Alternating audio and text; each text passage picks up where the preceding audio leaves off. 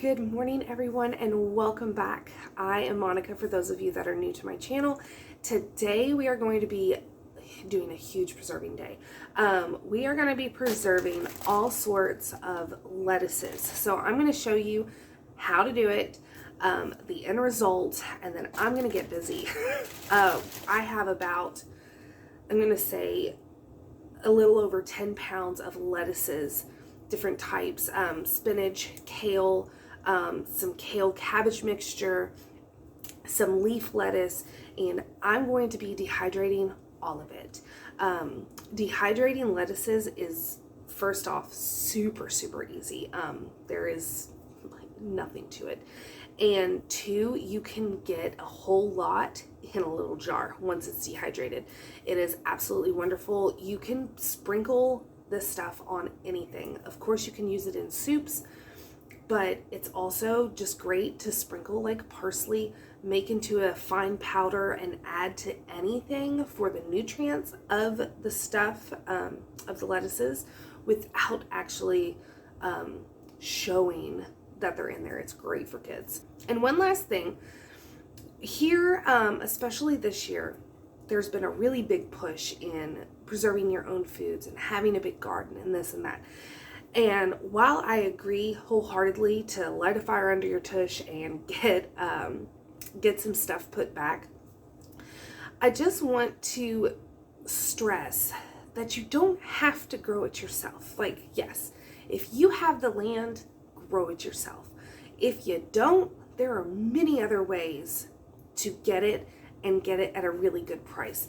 If you can afford farmers markets, great. If you can't, go to your local grocery store and find the manager specials, the stuff that goes bad that day or a day or two after. They'll have it at least 50% off, so you can get organic spinach and kale and whatnot for little to nothing.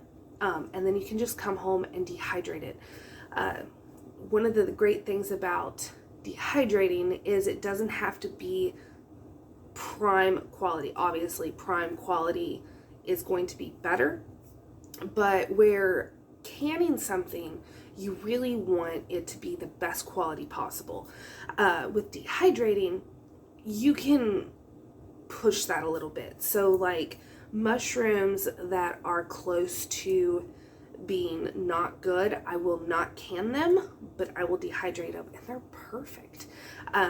So I just wanted to stress that, like, don't feel bad if you don't have a garden. Don't feel bad if you don't have a big garden and you can't grow everything. I mean, shoot, I grew spinach, kale, lettuces, and you know what grew? Hardly anything, because a deer came and I had a smorgasbord. So things happen. And so I had to buy mine, and that's okay. That is perfectly fine. It is going to be nutrients to feed my family, and I got it at a discounted price. So who can beat that? Now that I have said my piece, let's start dehydrating. So this video is going to be kind of backwards because I started these last night. So you'll get to see what it's going to look like after. And then also I'll show you how easy it is to do greens. Okay, so here is what the spinach looks like when it comes out. Okay, so to store it, I'm just using a 1/2 gallon jar, and I just kind of crunch them as I'm putting them in, and it just makes it the perfect size. And then I use the spinach for soups or like parsley almost. So soups, obviously, it'll rehydrate very easily and beautifully. But if you don't scrunch it up, unless you like whole pieces, that's what you're going to have when it rehydrates. As far as using it in, like, say, a pasta dish or eggs, for that, I'll just get some out of the jar and I'll scrunch it up even more to where it's a parsley size. And then it's absolutely delicious. I mean, you don't have to do that, but it's great to just sprinkle, sprinkle, sprinkle on everything. So I'm going to finish getting all these trays in this jar, and then I'll show you how to actually dehydrate. Okay, so for 4 trays, that is all we got, and I could honestly scrunch it down more. So this was a huge bag. It was 2.5 pounds, which it being a lettuce, that's a lot of, well, this is spinach, but a lot of lettuce product. So all you do is just lay it on your trays. You don't even need this. I just use them because they're pretty much just always on there. It just makes life a little easier. But because my dehydrator is top heavy, the motor and stuff sits right on top, I can really stuff my trays and it'll still shut.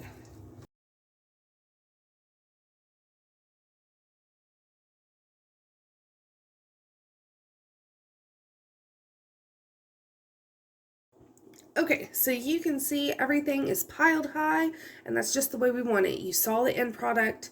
It reduces down to little to nothing. So as long as your trays are closing and no gaps for the round trays, obviously you don't have to worry about this. For the square ones, I do not have one of those. This is a Nesco, and it has temperature settings to where I can control how hot I can make this. I used to have another dehydrator that was a round one, and you could not do that. It was just a constant temperature. You plugged it in and it was 165 degrees. I don't advise getting those just because you're going to lose a lot of nutrients by only being able to do it on a high heat setting. But use what you got. I used it up until this year when it finally just gave out on me. And it was super cheap, and it lasted me since 2015, and it's 2022. But this is just, I'm going to turn it on, and it's just going to go until everything's crispy. For the round dehydrators, I do rotate my trays periodically. So after a couple hours, I'll put the top on the bottom and the bottom on the top, just to get better airflow. And I'm trying to think of the questions that I get whenever I dehydrate stuff. I do not put my jars in the oven to sterilize. On a lot of my dehydrating videos and dry storage, people will say that they stick their jars in the oven to sterilize. I do not do that because these are not meant to be put in the oven and heated up. That is not what their use is. And so I do not do that because I don't want to risk the integrity of my jar. It's not worth it to me. Jars are expensive, and if taken care of properly, they're going to last you indefinitely. So I wash with hot soapy water. I let them air dry completely, and then I put my whatever I'm drying, I put it in there, and then I will vacuum seal with my vacuum sealer, which I have the jar attachments and stuff in the description box. If you don't know what those are, they are excellent, and they can do wide mouth and small mouth. You can also use, I can show you because it's right here. You can go to like your Goodwill, Salvation Army, and just get any type. I just enjoy glass. It's very durable. Nothing can get in it. So like I have this kind. I have a lot of these flip tops. Or you can get something my sugar's in. It's just a jar. It's a jar with a lid.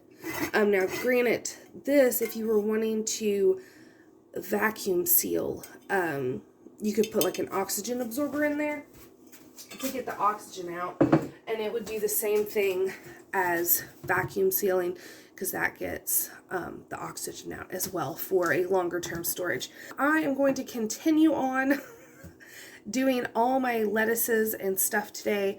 If you want updates, Follow me on Instagram. I don't really use Facebook. I'll post stuff to Facebook, but it's all coming from my Instagram. So if you want to follow day to day, Instagram is where it's at because it's easy for me to do my busy schedule, live life with my wonderful children, and also share stuff with you. So I hope you enjoyed. I hope it inspires you to get out there and preserve any way that you can. And I will see you all on my next video. Thanks for watching, guys, and I hope you have a wonderful day.